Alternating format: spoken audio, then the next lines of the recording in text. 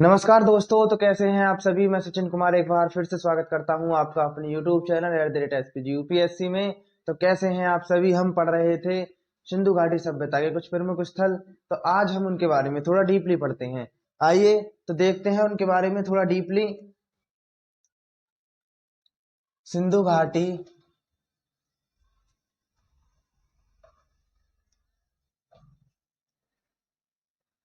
सभ्यता के स्थल। पहले स्थल का नाम है हड़प्पा। तो पहले स्थल का क्या नाम है, हड़प्पा। ये हड़प्पा थी 5 किलोमीटर की परिधि में फैला हुआ एक नगर था। 5 किलोमीटर परिधि में फैला हुआ था। ये जो हड़प्पा था 5 किलोमीटर की परिधि में फैला हुआ था। और इसके जो नगर बने हुए थे वो ग्रिड पद्धति में बने हुए थे। यानी इसके जो नगर बने हुए थे वो ग्रिड पद्धति में बने हुए थे। नगर ग्रिड पद्धति में बने हुए थे। और पूछ लिया जाता है कि एग्जाम की दृष्टि से बहुत ज्यादा इंपॉर्टेंट है कि ये हड़प्पा सभ्यता के जो नगर है कौन सी पद्धति में बने हुए थे। तो वो ग्रिड पद्धति में बने हुए थे। शव दफनाने के साक्ष्य भी मिलते हैं। यहां से शव दफनाने के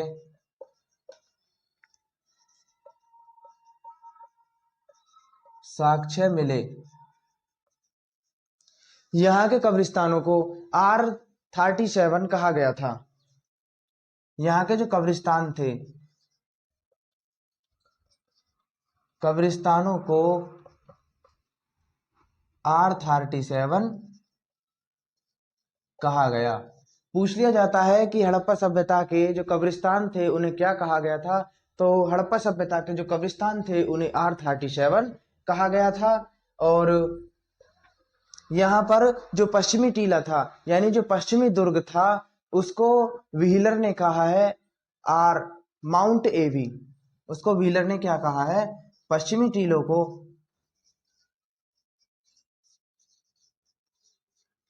व्हीलर ने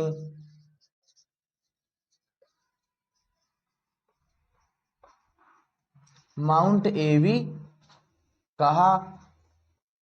और जो पूर्वी टीला था उसको व्हीलर ने क्या कहा है, माउंट एफ। और पूर्वी टीलों को व्हीलर ने माउंट एफ कहा। तो हड़प्पा सभ्यता में इतना ही। एक बार चलो रिवीजन कर लेते हैं। हड़प्पा यह 5 किलोमीटर की परिधि में फैला हुआ था। और इसके जो नगर थे वो ग्रिड पद्धति में बने हुए थे। और यहाँ से शव दफनाने के साक्ष्य भी मिलते हैं। यहाँ के कब्रिस्तानों को R37 कहा गया था। जो पश्चिमी दुर्ग था, जो पश्चिमी टीला था जहां पर उच्च वर्ग के लोग रहते थे, व्हीलर ने उन्हें माउंट ए भी कहा है। और जो पूर्वी टीला था उसे व्हीलर ने माउंट एफ कहा है। तो इसके साथ ही हम आगे चलते हैं। इसके बाद आएगा मोहनजोदड़ो।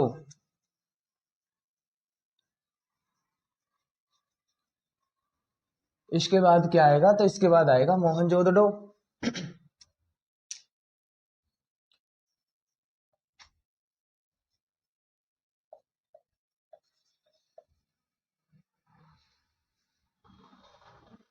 दूसरे नंबर पर है मोहनजोदड़ो। और मोहनजोदड़ो का जो अर्थ है वो है मृतकों का टीला।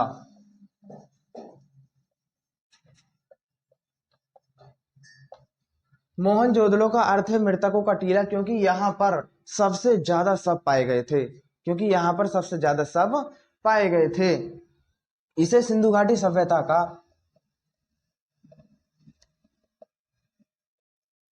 इसे सिंधु घाटी सभ्यता का बगीचा भी कहा जाता है।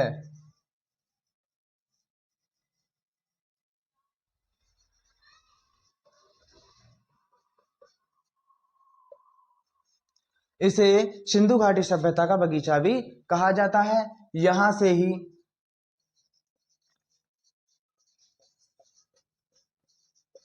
विशाल अन्नागार।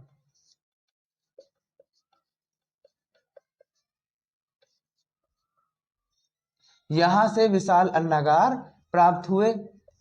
अन्नागार क्या होता है? अन्नागार होता है ये उस टाइम पर अपने जो अनाज थे उनको इकट्ठा करने के लिए अन्नागारों का निर्माण करते थे। जैसे कि आज के टाइम में हम अपना जो अनार है वो टंकियों में, अपना जो अनाज है उसे टंकियों में स्टोर करके रखते हैं।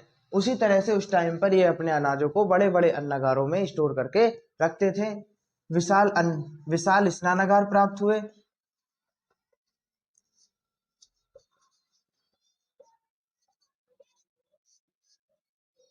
विशाल स्नानागार के साक्ष्य मिले।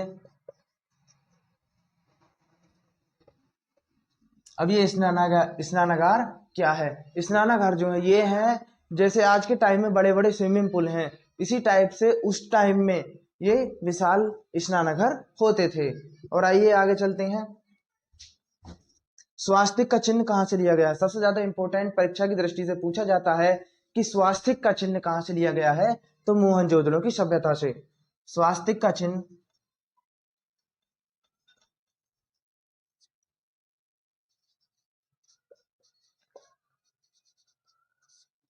स्वास्तिक का चिन्ह भी हमारा यहीं से लिया गया है।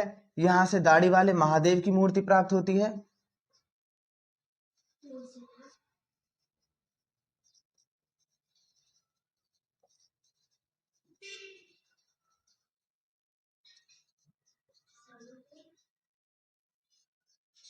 दाढ़ी वाले महादेव की मूर्ति। और यहीं से ही हमारे जो हैं, यहीं से ही कांसे की नर्तकी के साक्ष्य भी मिलते हैं।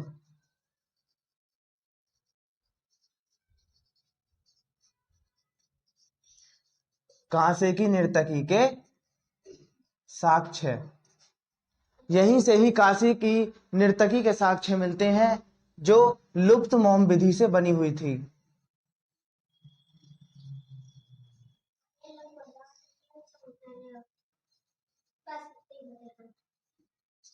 जो लुप्त मोम की विधि से बनी हुई थी। तो मैं एक और बार रिपीट करा देता हूं।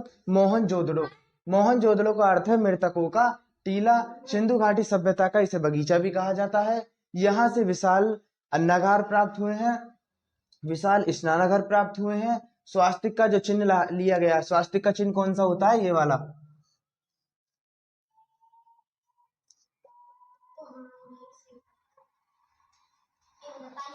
ये होता है स्वास्तिक का चिन्ह जो हमारा मोहनजोदड़ो की सभ्यता से लिया गया है।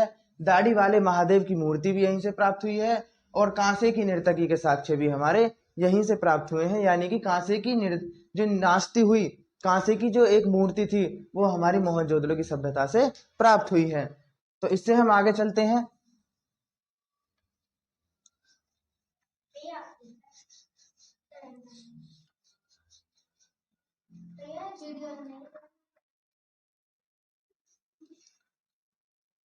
आगे है चनुदड़ो।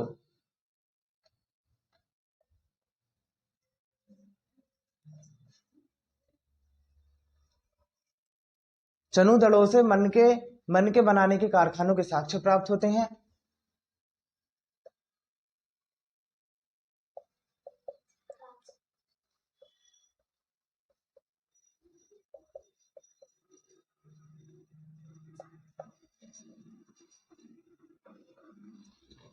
चनुदड़ो से मन के बनाने के कारखानों के साक्ष्य प्राप्त होते हैं।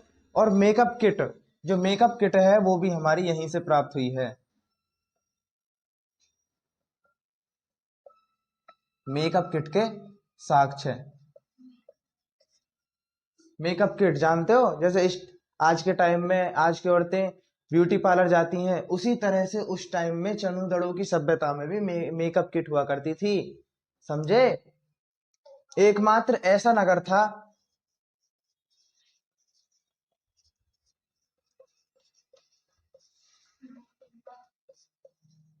एकमात्र ऐसा नगर था जिसमें सुरक्षा की कोई दीवार नहीं थी।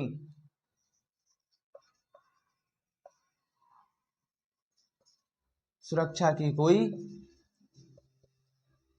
दीवार नहीं थी। जैसे हमने देखा होगा पुराने टाइम पर बड़े बड़े जो किले किले होते थे, दुर्ग होते थे, उनमें सुरक्षा के लिए दीवार होती थी चारों तरफ, लेकिन चनुदड़ों की सभ्यता में ऐसा कुछ भी नहीं था, सुरक्षा की कोई भी दीवार नहीं थी।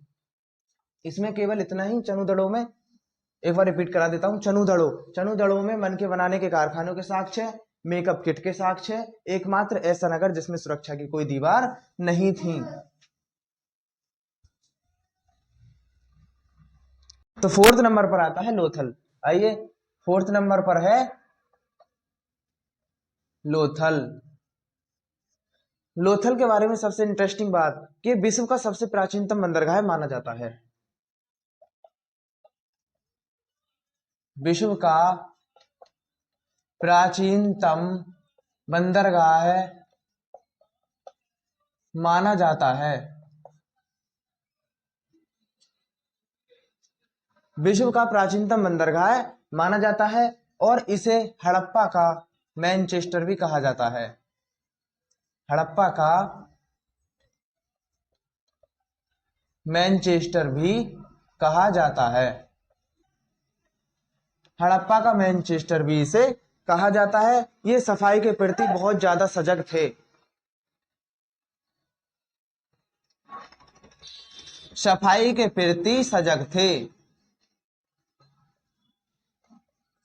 यानी कि ये सफाई पर बहुत ज्यादा ध्यान देते थे। इसका मतलब है कि सफाई पर बहुत ज्यादा ध्यान देते थे। शतरंज के खेल के साक्ष्य यहीं से प्राप्त होते हैं। शतरंज के खेल के साक्ष्य, शतरंज के खेल के साक्ष्य यहीं से प्राप्त हुए।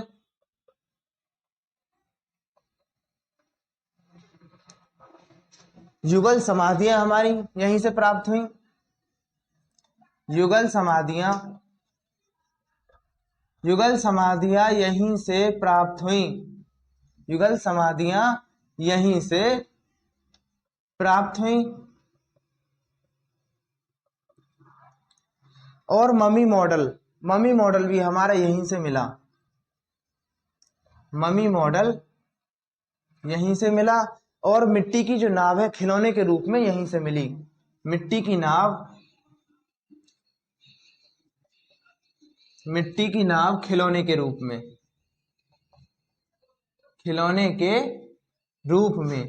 मिट्टी की नाव खिलौने के रूप में हमारी यहीं से प्राप्त हुई। और हाथी दांत से बनी हुई मेसोपोटामिया की जो मोहर है वो यहीं से प्राप्त हुई। इसका मतलब कि मेसोपोटामिया की सभ्यता के साथ भी हमारे यहाँ की हड़प्पा सभ्यता के बहुत अच्छे संबंध थे। ये मैंने आपको पहली क्लास में बताया है।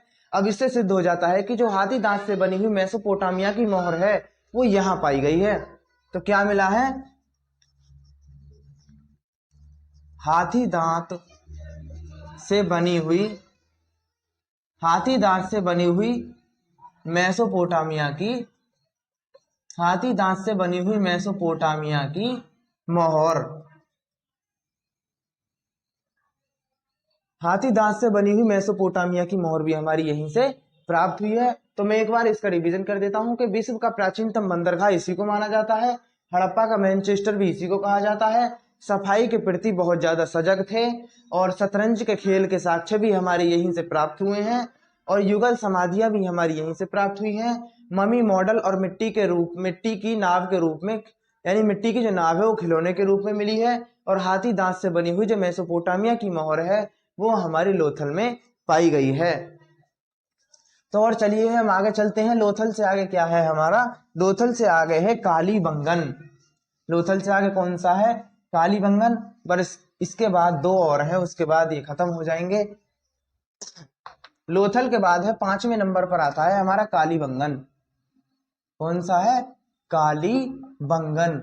और कालीबंगन का अर्थ क्या है? कालीबंगन का अर्थ है काली चूड़ियां। कालीबंगन का अर्थ है काली चूड़ियां।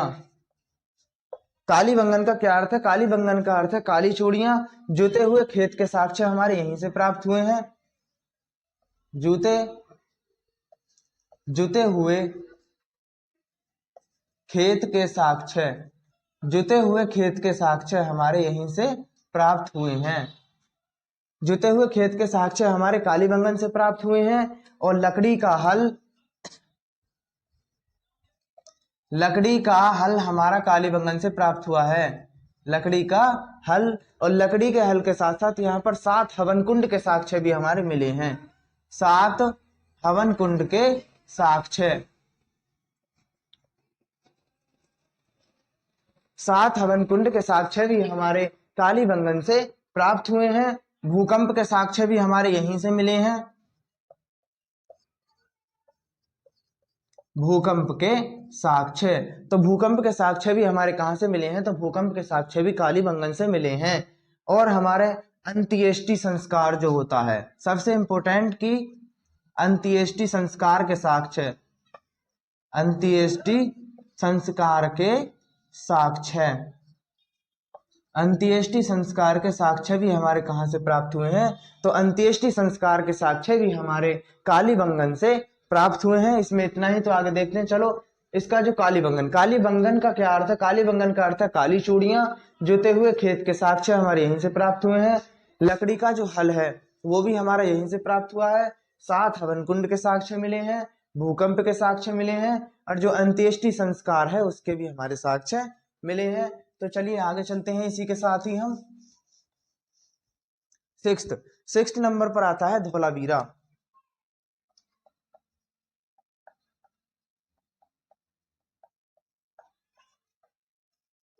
6 नंबर पर है धौलावीरा।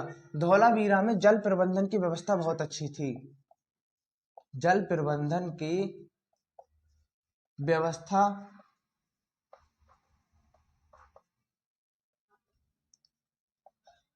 जल प्रबंधन की जो व्यवस्था थी वो अच्छी थी।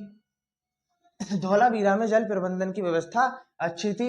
यहीं से हमारे सुनामी के साक्ष्य भी मिलते हैं कि उस टाइम पर कभी सुनामी भी आई थी, कि धौलावीरा जो सभ्यता है इसमें सुनामी भी आई थी। इस चीज के साक्ष्य भी मिलते हैं, सुनामी के साक्ष्य। इसमें कुछ इतना ही। आगे चलते हैं। 7वें नंबर पर आता है, 7वें नंबर पर आता है सुरकोटदा।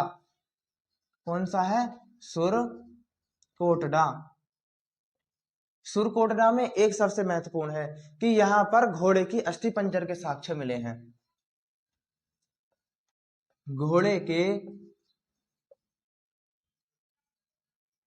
अस्थि पंजर के साक्ष्य, घोड़े के अस्थि पंजर के साक्ष्य कहां से मिले हैं? तो घोड़े के अस्थि पंजर के साक्ष्य मिले हैं हमारे सुरकोटदा से।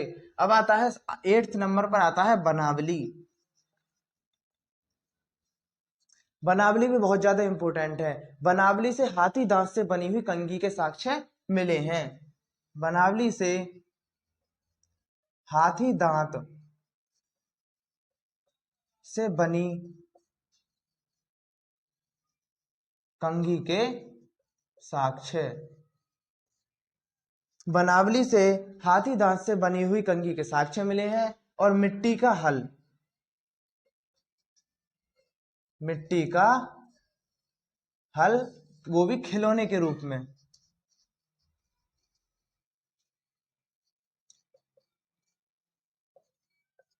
मिट्टी का जो हल मिला है वो खिलौने के रूप में। मैं एक बार इसका रिवीजन करा देता हूँ।